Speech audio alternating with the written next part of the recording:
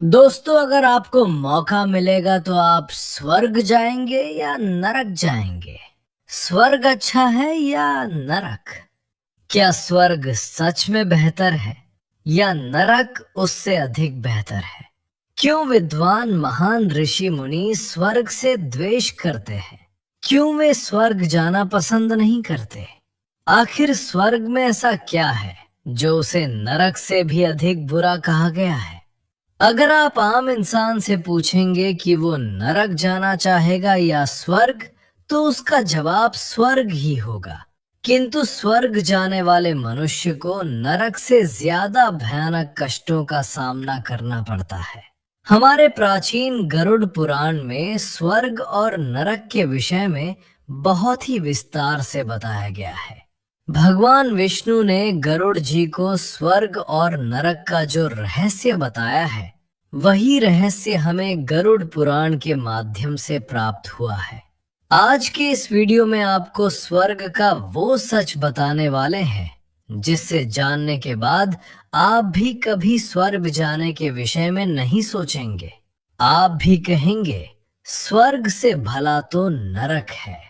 आज हम आपको एक ऐसे तपस्वी महान ऋषि की कथा सुनाएंगे जिन्होंने स्वर्ग जाने से इनकार कर दिया और स्वर्ग का ऐसा सच संसार को बताया है जो अधिकतर साधारण मनुष्य नहीं जानते। ये रहस्य स्वयं ब्रह्मज्ञानी महर्षि मुद्गल जी ने बताया है। महर्षि मुद्गल की ये कथा अत्यंत ज्ञानवर्धक है। इस कथा को सुनने का महत्व केवल इतना है कि ये अज्ञान और भौतिक आसक्ति के घने अंधकार को नष्ट कर देती है और जीवात्मा को जन्म मृत्यु के चक्र से निकालकर शाश्वत मोक्ष के मार्ग पर अग्रसर करती है। इसीलिए इस कथा को अंत तक जरूर देखें और सुनें। हमने बड़ी ही मेहनत से कथा को आकर्षक बनाने के लिए वीडियो बनाई है। यदि कथा और वीडियो पसंद आए तो एक लाइक जरूर करें। तो चलिए सुनते हैं महर्षि मुद्गल की महान कथा। प्राचीन काल की बात है। आर्यावर्त में एक अत्यंत सुंदर, समृद्ध और शक्तिशाली राज्य हुआ करता था जिसका नाम था पांचाल। इस वैभवशाली राज्य के स्वर्ण जड़ित सिंहासन पर चंद्रवंशी क्षत्रिय राजा भरम्याश्व विराजमान थे। महाराज भरम्याश्व एक अत्यंत प्रतापी, धर्मनिष्ठ, प्रजापालक और न्यायप्रिय नरेश थे। उनके शासनकाल में पांचाल राज्य की प्रजा अत्यंत सुखी थी। चारों ओर धर्म, न्याय और वेद ध्वनियों का ही बोलबाला था। राज्य में न कोई दरिद्र था, न कोई रोगी और न ही कोई अज्ञानी। महाराज भरम्याश्व के प्रताप से संपूर्ण भूमंडल में पांचाल की कीर्ति सूर्य के प्रकाश के समान फैली हुई थी। समय के चक्र के साथ महाराज भरम्याश्व के घर में 5 अत्यंत तेजस्वी पुत्रों ने जन्म लिया। इन 5 संतानों के नाम थे मुद्गल, सृंजय, बृहदिषु, यवीनर और काम्पिल्य। पिता के कठोर मार्गदर्शन और गुरुओं की कृपा से इन 5 राजकुमारों ने न केवल अस्त्र शस्त्र की विद्या में अद्वितीय निपुणता प्राप्त की, अपितु वेदों, वेदांगों और उपनिषदों का भी गहन अध्ययन किया। राजा भरम्याश्व ने अपने इन 5 योग्य पुत्रों को अपने साम्राज्य की 5 रियासतों का कार्यभार सौंप दिया और इसी कारण कालांतर में यह विस्तृत प्रदेश पांचाल के नाम से विख्यात हुआ। इन 5 भाइयों में सबसे ज्येष्ठ और श्रेष्ठ थे राजकुमार मुद्गल। राजकुमार मुद्गल जन्म से ही अत्यंत विचारशील, गंभीर, दार्शनिक और अंतर्मुखी प्रवृत्ति के थे। राजकुमार मुद्गल का जीवन उन सभी विलासिताओं, ऐश्वर्य और शक्तियों से परिपूर्ण था जिनकी एक साधारण मनुष्य केवल कल्पना कर सकता है। उनका परिवार अत्यंत विशाल, शक्ति संपन्न और समाज में उच्च स्थान रखने वाला था। परंतु आत्मा जब अपने वास्तविक स्वरूप को पहचानने के लिए व्याकुल होती है, तो रेशमी वस्त्र और स्वर्ण जड़ित सिंहासन भी उसे कांटों के समान चुभने लगते हैं। राजा मुद्गल के भीतर एक ऐसी वैराग्य की अग्नि प्रज्वलित हो रही थी जो बाहरी साम्राज्य से संतुष्ट नहीं थी।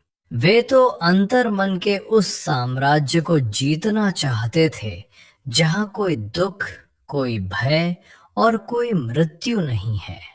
राजमहल की सुख सुविधाएं, दास दासियों की भीड़ और सत्ता का अहंकार उनके मन को बांध न सका।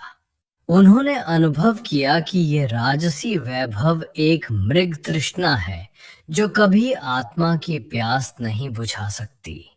वे विचार करते थे कि ये शरीर, जिसे विविध सुगंधित लेपों से सजाया जाता है, अंततः राख में मिल जाएगा। ये राज सिंहासन, जिसके लिए रक्त की नदियां बहाई जाती हैं, मृत्यु के समय यहीं छूट जाएगा। जीवन में रोग, वृद्धावस्था और मृत्यु का भय सदैव एक सर्प की भांति छाया रहता है, चाहे व्यक्ति दरिद्र हो या चक्रवर्ती सम्राट। अंततः उन्होंने राजपाट का पूर्ण रूप से त्याग कर दिया और आत्मज्ञान की खोज में निकल पड़े। उनका ये त्याग कोई सामान्य संन्यास नहीं था। क्षत्रिय वर्ण में जन्म लेने के बाद भी उन्होंने अपनी कठोर साधना, असीम तपस्या और योग के माध्यम से वो आध्यात्मिक उच्चता प्राप्त की जिसे ब्रह्मत्व कहा जाता है। उनके इसी अभूतपूर्व रूपांतरण के कारण एक क्षत्रिय होने के बावजूद वे ब्रह्मर्षि कहलाए। वेदों के गहन ज्ञाता के रूप में उन्होंने न केवल आध्यात्मिक रहस्यों को समझा, बल्कि अपनी तपस्या से पर ब्रह्म के रहस्यों का भी अद्भुत ज्ञान प्राप्त किया। राजमहल के स्वर्ण शिखरों का परित्याग करने के पश्चात महर्षि मुद्गल ने अपनी परम पतिव्रता और धर्मनिष्ठ पत्नी नलायनी, जिनका इंद्रसेना भी कहा जाता था, अपने पुत्र और परिवार के अन्य सदस्यों के साथ कुरुक्षेत्र के परम पावन क्षेत्र में एक छोटी सी कुटिया का निर्माण किया। सत्य, अहिंसा और धर्म के मार्ग पर चलते हुए उन्होंने जीवन यापन के लिए जिस वृत्ति का चुनाव किया, उसे शास्त्रों में शिलोंछ वृत्ति, उंछ वृत्ति या कापोती वृत्ति कहा गया है। ये वृत्ति क्या है, इसे समझना अत्यंत आवश्यक है, क्योंकि इसी में उनके महान चरित्र का रहस्य छिपा है। शिलोंच वृत्ति का अर्थ है कि मनुष्य न तो कोई कृषि करेगा, न व्यापार करेगा और न ही किसी से भिक्षा मांगेगा। जब किसान अपने खेतों में फसल काट लेते हैं और अन्न को घर ले जाते हैं, अथवा जब बाजार समाप्त हो जाता है, तो उसके पश्चात पीछे मिट्टी और धूल में अन्न के जो कुछ दाने गिर जाते हैं, उन्हें एक एक करके बीनना और एकत्रित करना उंच वृत्ति कहलाता है। जिस प्रकार एक कबूतर एक एक दाना चुग कर अपना पेट भरता है, उसी प्रकार महर्षि मुद्गल और उनका परिवार अपना जीवन यापन करते थे। इस दार्शनिक सिद्धांत के अनुसार जो वस्तु बिना मांगे प्रकृति से सहज रूप में प्राप्त होती है, वो अमृत के समान है, और जो किसी से याचना करके प्राप्त की जाती है, वो मृत के समान होती है। महर्षि मुद्गल ने आजीवन इसी अमृत पर निर्वाह करने का भीषण व्रत धारण कर लिया था। जरा कल्पना कीजिए उस दृश्य की। एक समय का महान चक्रवर्ती राजा, जो स्वर्ण के पात्रों में 56 भोग ग्रहण करता था, वो अपनी पत्नी और बच्चों के साथ चिलचिलाती धूप में नंगे पैर खेतों की खाक छान रहा है। वे धूल में गिरे हुए अन्न के दानों को खोजते, उन्हें साफ करते और एकत्रित करते। ये कार्य इतना कठिन और श्रमसाध्य था कि पूरे 15 दिनों के निरंतर भयंकर परिश्रम के बाद वे केवल एक द्रोण, एक छोटा सा पात्र भर अन्न ही जुटा पाते थे। किंतु उनके त्याग की पराकाष्ठा यहीं समाप्त नहीं होती। 15 दिनों तक भूखे रहने के पश्चात जब वो एक द्रोण अन्न पकाया जाता था, तो वे उसे सीधे स्वयं नहीं ग्रहण करते थे। वे उस अन्न से पहले देवताओं को आहुति देते और फिर आश्रम में आए हुए अतिथियों को भोजन कराते थे। मुनि का ये कठोर व्रत था कि उनके द्वार पर आया कोई भी अतिथि कभी भूखा नहीं लौटेगा। बिना अतिथि सत्कार के वे जल की एक बूंद भी कंठ से नीचे नहीं उतारते थे। भारतवर्ष को अतिथि देवो भव का जो महान और पवित्र संस्कार मिला है, वो महर्षि मुद्गल जैसे ज्ञानियों के रक्त और पसीने से ही सींचा गया है। उनका ये दान इतना शुद्ध और भावपूर्ण था कि उनके उस छोटे से अन्न के पात्र में कभी कमी नहीं आती थी।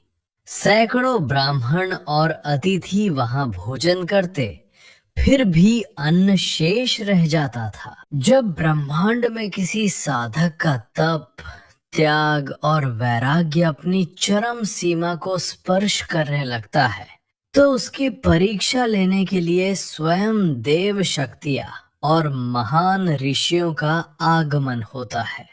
महर्षि मुद्गल के दान, धैर्य और शिलोंच वृत्ति की कीर्ति धीरे धीरे संपूर्ण लोकों में फैलने लगी। ये चर्चा जब क्रोध के अवतार कहे जाने वाले महर्षि दुर्वासा के कानों में पड़ी, तो उन्होंने इस तपस्वी की परीक्षा लेने का निश्चय किया। महर्षि दुर्वासा का नाम सुनते ही तीनों लोकों के देवता कांप उठते थे। वे अपने भयंकर क्रोध, तुरंत दिए जाने वाले शाप और कठोर परीक्षाओं के लिए विख्यात थे।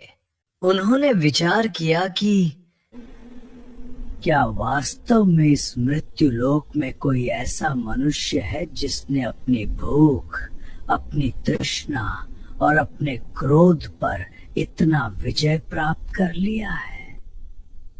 भूख तो बड़े बड़े धर्मियों को मार्ग से भटका देती है। मैं स्वयं जाकर इस मुद्गल की परीक्षा लूंगा। 15 दिनों के अमानवीय श्रम और उपवास के पश्चात महर्षि मुद्गल के आश्रम में वो एक द्रोण अन्न पकाया गया। मुनि अतिथियों को भोजन कराने के पश्चात अपने परिवार के साथ भोजन ग्रहण करने ही वाले थे कि अचानक आश्रम के द्वार पर महर्षि दुर्वासा आ पहुंचे। उनका वेश अत्यंत विभत्स, डरावना और हृदय को दहला देने वाला था। उन्होंने जानबूझकर एक पागल और विक्षिप्त ऋषि का रूप धारण किया हुआ था। उनके शरीर पर एक भी वस्त्र नहीं था। वे पूर्णतः नंग धरंग थे। उनका सिर मुंडा हुआ था और उनके मुख से गंदी गंदी गालियां और अत्यंत कटु वचन निकल रहे थे। आश्रम के शांत और पवित्र वातावरण में प्रवेश करते ही दुर्वासा मुनि ने अत्यंत कर्कश और अपमानजनक स्वर में कहा, हे विप्रवर, तुम्हें भली भांति मालूम होना चाहिए कि मैं यहाँ भोजन की इच्छा से आया हूँ।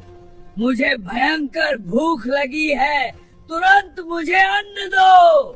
एक साधारण मनुष्य यदि 15 दिनों से भूखा हो और उसके सामने कोई नग्न, गालियां बकता हुआ व्यक्ति आकर उसका भोजन छीनने का प्रयास करे, तो उसका क्रोध ज्वालामुखी की तरह फट पड़ेगा।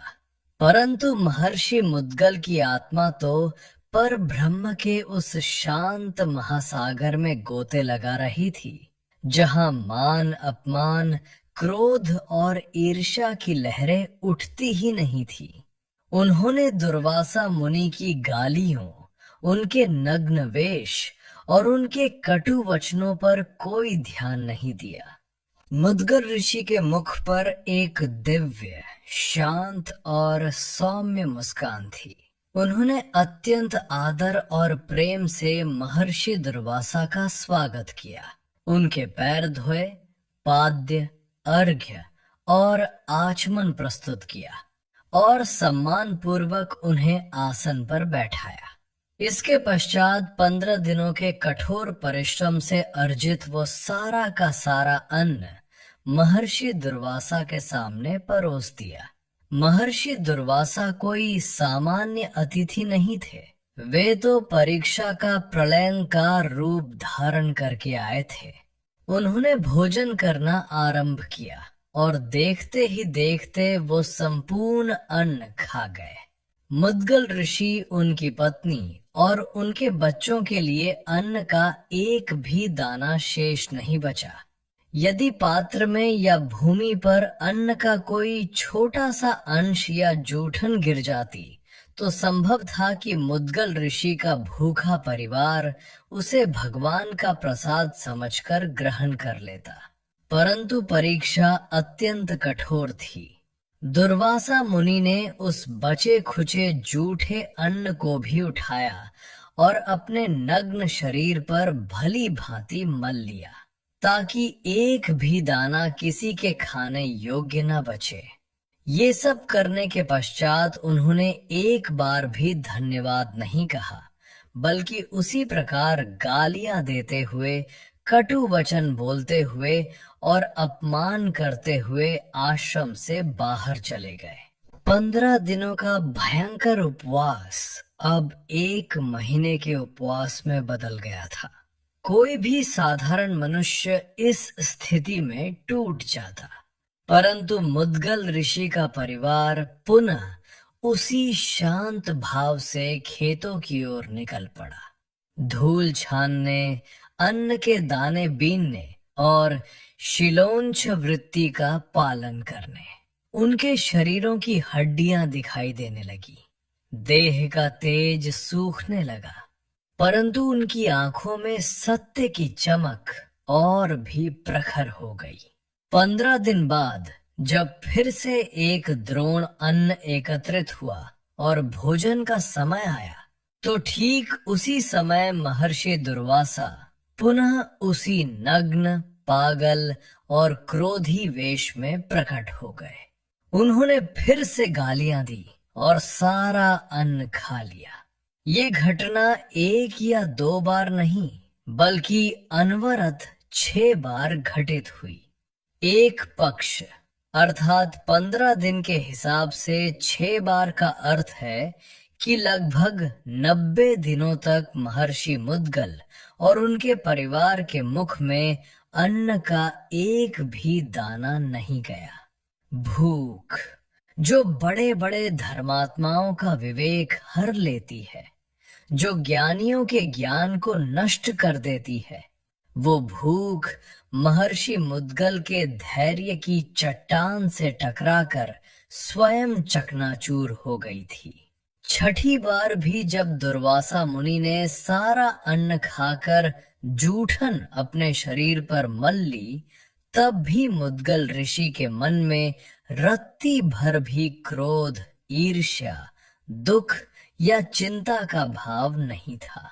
उनका हृदय परम शांति और असीम करुणा से भरा हुआ था। 6ठी परीक्षा के पूर्ण होने पर महर्षि दुर्वासा का कठोर और क्रोधी आवरण पिघल गया। उनके मुख से निकलने वाले कटु वचन अचानक शांत हो गए और उनका स्वरूप एक परम ज्ञानी गुरु की भांति सौम्य और तेजोमय हो उठा। दुर्वासा मुनि मुद्गल ऋषि के इस अकल्पनीय और अलौकिक धैर्य को देखकर आश्चर्यचकित रह गए। दुर्वासा मुनि अत्यंत भावुक, गदगद और मधुर स्वर में बोले, हे महर्षि मुद्गल, तुम धन्य हो। तुम्हारा ये धैर्य और आत्म संयम इस अनंत ब्रह्मांड में अद्वितीय है।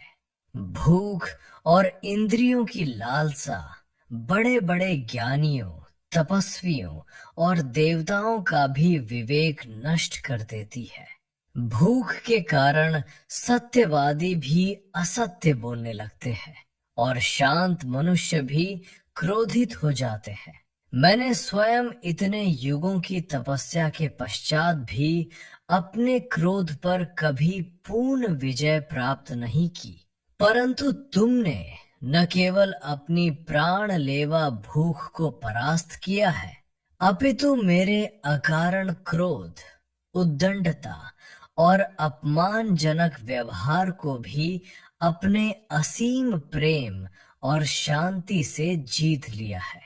तुम्हारे इस विलक्षण आत्म संयम ने उन उच्च लोकों पर विजय प्राप्त कर ली है जहां बड़े बड़े देवता भी नहीं पहुंच सकते। मैं तुम्हें ये वरदान देता हूँ कि तुम अपने इसी भौतिक शरीर के साथ स्वर्ग प्रस्थान करोगे। दुर्वासा मुनि के इन मंगलमय वचनों के पूर्ण होते ही आकाश में एक तीव्र और अलौकिक प्रकाश छा गया। दिशाएं प्रकाशित हो उठी और बादलों को चीरता हुआ देवराज इंद्र का एक भव्य, दिव्य और विशाल विमान रथ पृथ्वी की ओर उतरने लगा।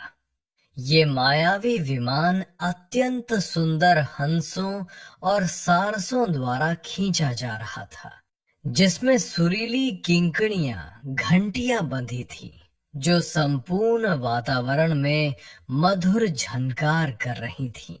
विमान से दिव्य पुष्पों की सुगंध आ रही थी। उस दिव्य विमान से एक देवदूत उतरा। उसके वस्त्र सूर्य के समान चमक रहे थे।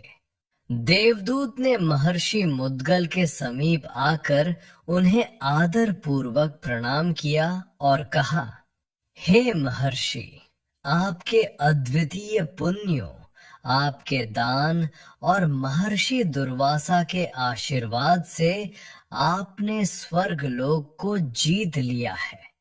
अब आपको मृत्यु, रोग या शोक का सामना नहीं करना पड़ेगा। मैं देवराज इंद्र के आदेश से आपको इसी क्षण सदेह स्वर्ग ले जाने के लिए आया हूँ। कृपया इस विमान पर आरूढ़ हों और स्वर्ग के अनंत सुखों का भोग करें। कोई भी साधारण मनुष्य यदि मृत्युलोक में देवदूत को और स्वर्ग जाने वाले विमान को अपने सामने खड़ा देखे तो वो बिना एक क्षण सोचे खुशी से झूमते हुए उसमें सवार हो जाएगा। परंतु महर्षि मुद्गल की चेतना साधारण नहीं थी। वे सत्य के अन्वेषक थे। वे भौतिक सुखों की मृग तृष्णा से बहुत आगे निकल चुके थे। उन्होंने विमान में पैर रखने से पहले अपने कदम रोक लिए। उनके चेहरे पर एक गहरी, वैराग्यपूर्ण और अविचलित शांति थी। उन्होंने देवदूत को संबोधित करते हुए अत्यंत विनम्रता किंतु तार्किक दृढ़ता से पूछा, हे देवदूत, मेरा आपको प्रणाम है। आप प्रसन्नता से पधारे, परंतु आप मुझे जिस स्वर्ग में ले जाना चाहते हैं, कृपया मुझे उस लोक के गुण और दोषों के बारे में विस्तार से बताएं। वहां का सुख कैसा है और उस लोक में क्या कमियां हैं? वहां रहने वालों को क्या लाभ होता है और क्या हानि?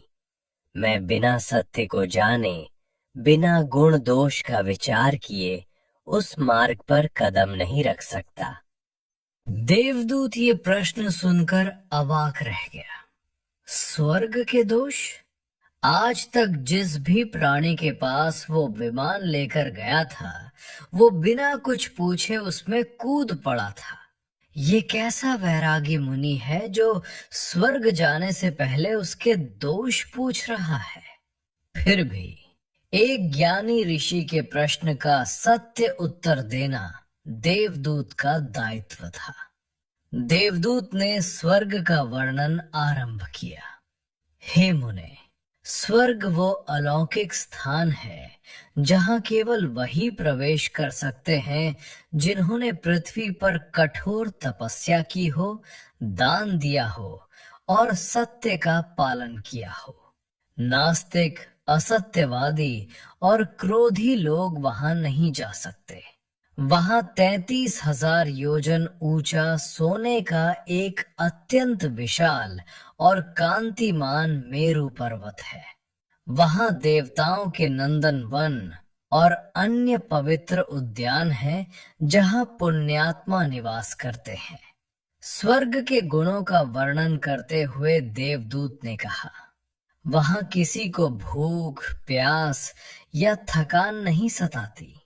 वहां न कोई बूढ़ा होता है, न कोई बीमार पड़ता है और न ही किसी को गर्मी या सर्दी का कष्ट होता है। स्वर्गवासियों के शरीर माता पिता के रज वीर्य से उत्पन्न नहीं होते, बल्कि वे शुद्ध तेज, प्रकाश और पुण्यों से निर्मित होते हैं। उनके शरीर से कभी पसीना नहीं निकलता, मल मूत्र का अभाव होता है और न ही कोई दुर्गंध आती है। उनके वस्त्रों में कभी मैल नहीं बैठता। उनके गलों में पड़ी दिव्य पुष्पों की मालाएं कभी नहीं कुम्हलाती और वे सदैव मनमोहक दिव्य सुगंध बिखेरती रहती हैं। वहां कोई शोक, कोई रुदन या कोई घृणा योग्य वस्तु नहीं है। वहां सब ओर गंधर्वों का मधुर संगीत गूंजता रहता है और अप्सराओं का नृत्य होता है। देवदूत ने बताया कि स्वर्ग के भी कई स्तर हैं, जहां साध्य, विश्वदेव तथा ऋभु नामक देवता निवास करते हैं। ऋभु देवता इतने उच्च हैं कि उन्हें जीवित रहने के लिए आहुति या अमृत पीने की भी आवश्यकता नहीं होती। उनका कोई विशेष आकार नहीं है, वे पूर्णतः सुख स्वरूप हैं।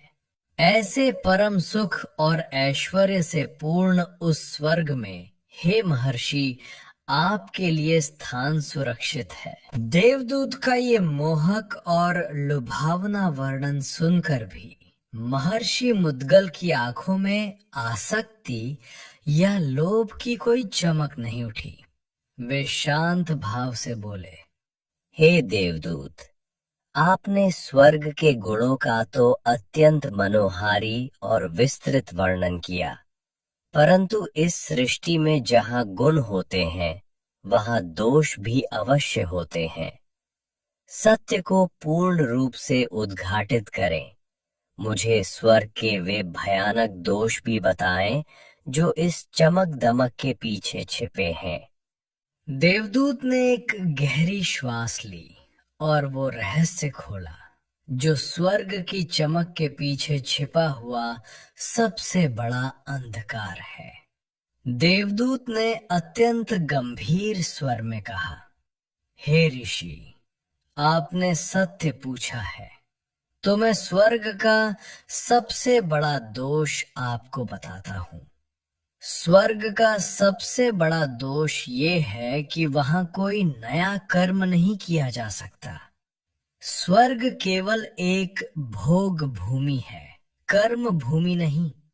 वहां न तो पाप होता है और न ही नया पुण्य अर्जित किया जा सकता है।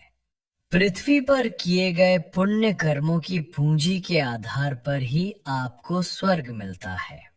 स्वर्ग में बिताया गया हर सुख का क्षण, हर आनंद आपके संचित पुण्यों को क्षीण करता रहता है। देवदूत ने इस पीड़ादायक सत्य को और स्पष्ट करते हुए बताया, जब किसी प्राणी के पुण्यों का क्षय होने वाला होता है तो उसका पतन निश्चित हो जाता है। पतन से कुछ समय पूर्व ही स्वर्गवासी की अमर मालाएं मुरझाने लगती है। उसके शरीर का दिव्य तेज मलिन पड़ने लगता है और उसके मन में एक भयानक भय, ईर्ष्या और संतरास उत्पन्न हो जाता है। जब उसे ये ज्ञात होता है कि अब उसे इस असीम सुख से बेदखल कर वापस पृथ्वी पर मृत्युलोक में फेंक दिया जाएगा, जहां उसे पुनः जन्म और मृत्यु के चक्र में फंसना होगा, गर्भ का कष्ट सहना होगा, तो वो दुख अत्यंत असहनीय होता है। पतन के समय का पश्चाताप और दुख स्वर्ग के संपूर्ण सुखों को जलाकर राख कर देता है। देवदूत ने दूसरा दोष बताते हुए कहा, वहां रहने वालों के मन में ईर्ष्या उत्पन्न होती है। जब कोई व्यक्ति देखता है कि अन्य देवताओं या पुण्य आत्माओं के पास उससे अधिक ऐश्वर्य है या उनका पुण्य काल उससे अधिक लंबा है, तो उसके भीतर असंतोष और ईर्ष्या जन्म लेती है। ये सुनकर महर्षि मुद्गल का मुखमंडल ज्ञान के परम प्रकाश से दमक उठा। उन्होंने देवदूत की आंखों में आंखें डालकर जो भावपूर्ण और अलंकारिक संवाद कहा, वो ब्रह्मांड के गूढ़तम दर्शन का सार है। महर्षि अत्यंत ओजस्वी स्वर में बोले, जिस स्थान पर पुण्य क्षीण होने का भय हो, जहां ईर्ष्या और पतन का डर हो, वह स्थान मेरे लिए सर्वथा त्याज्य है। मैं उस स्थान की कामना नहीं करता जो अनित्य हो। महर्षि ने आगे कहा, ओहो, पतन के समय स्वर्गवासियों को जो भयंकर दुख और पश्चाताप होता होगा, वह तो नरक की यातनाओं से भी अधिक पीड़ादायक होगा। इससे अच्छा तो नरक है। यहाँ आकर वह महान दार्शनिक सिद्धांत उभरता है कि ज्ञानी ऋषि मुनियों की दृष्टि में स्वर्ग से भला नरक क्यों है। इसे समझने के लिए हमें कर्म के सिद्धांत को गहराई से समझना होगा। नरक में जीवात्मा अपने द्वारा किए गए पापों का दंड भोगती है। नरक में बिताया गया हर क्षण, हर यातना और हर पीड़ा आत्मा के पापों को क्षीण करती है।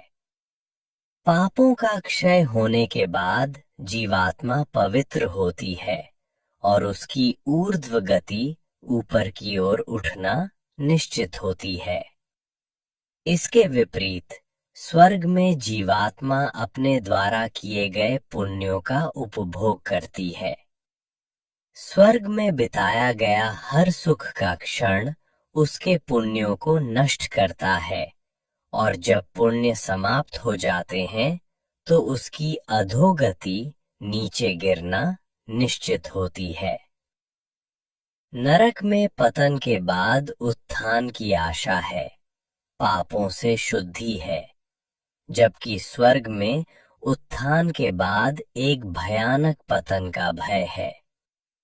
जहां पल पल पुण्य क्षीण होने का भय हो, जहां ईर्ष्या हो, वह स्थान भले ही सोने का क्यों न हो, एक ज्ञानी और मुक्त आत्मा के लिए वह किसी अंधकारमय कारागार से कम नहीं है। महर्षि मुद्गल ने देवदूत से स्पष्ट शब्दों में कहा, हे देवदूत, मुझे ऐसा नश्वर स्वर्ग नहीं चाहिए। मैं अब केवल उसी परम स्थान का अनुसंधान करूंगा जहां जाने के बाद न कोई व्यथा हो, न कोई शोक हो और जहां से कभी लौट कर वापस इस मृत्यु लोक में न आना पड़े। मेरा गंतव्य वह शाश्वत परब्रह्म है जो जन्म, मृत्यु, पुण्य, पाप और स्वर्ग नरक के इन मायावी द्वंद्वों से परे है। मोक्ष प्राप्त करना ही मेरे जीवन का अंतिम उद्देश्य है। महर्षि मुद्गल के इन वैराग्यपूर्ण और परम सत्य से ओतप्रोत वचनों को सुनकर देवदूत नतमस्तक हो गया। उसने समझ लिया कि ये आत्मा स्वर्ग के तुच्छ प्रलोभनों से बहुत ऊपर उठ चुकी है। देवदूत ने ऋषि को आदर पूर्वक प्रणाम किया, अपने उस दिव्य विमान को वापस मोड़ा और अकेले ही स्वर्गलोक की ओर लौट गया। देवदूत के जाने के पश्चात धर्मात्मा मुनि ने अपना जीवन पहले से भी अधिक संयमित कर लिया। उन्होंने स्वयं को पूर्ववत शिलोंछ वृत्ति में लगा दिया।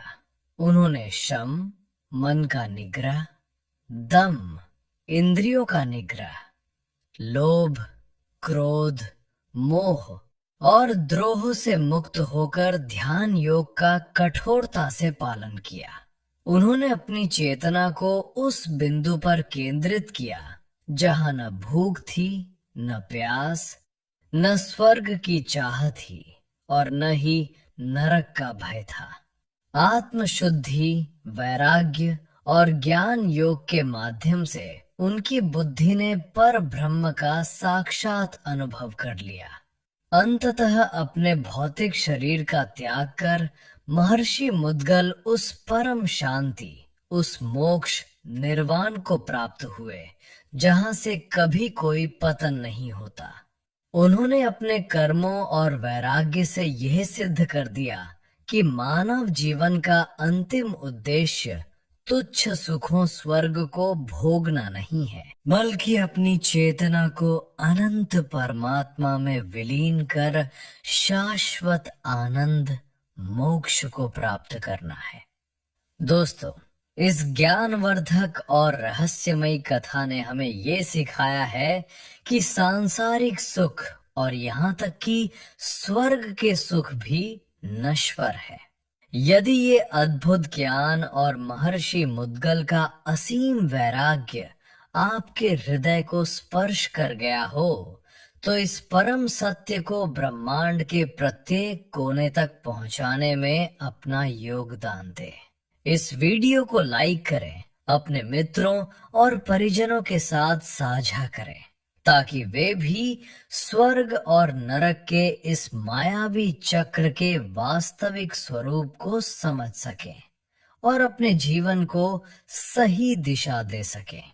अपनी अंतरात्मा की भावना, धर्म के प्रति अपनी निष्ठा और श्रद्धा को व्यक्त करने के लिए नीचे कमेंट बॉक्स में जरूर लिखें। जय यमराज, जय श्री हरि विष्णु।